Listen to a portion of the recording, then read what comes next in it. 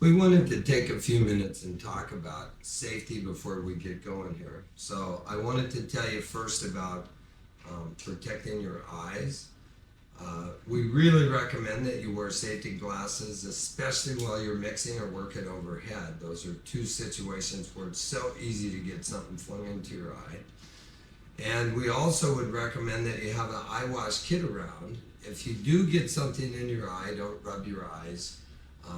Wash it out and hold your eye open. Don't blink and don't rub. Just go get the eye wash kit or get running water and wash it out. When you rub your eyes, you're more likely to scratch your eyes, especially if there's sand in the mix. And the safest thing to do is to wash it out. Next, I wanted to talk about dust masks and respirators. There's a variety of different dust masks that are different qualities. This is a fairly inexpensive one.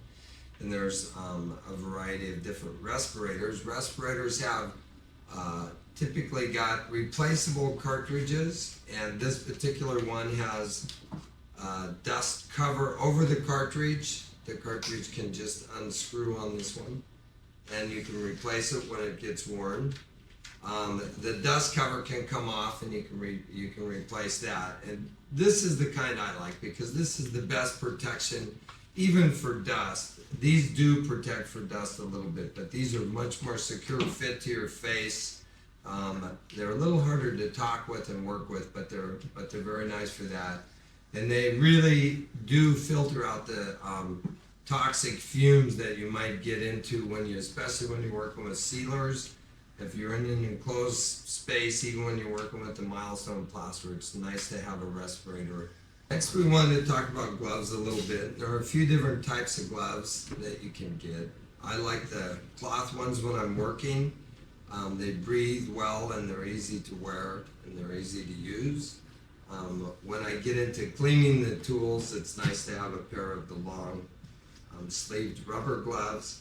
When you're doing sealers, it's nice to have the disposable ones because you have a better feel with them, and after you're done, you can just throw them away.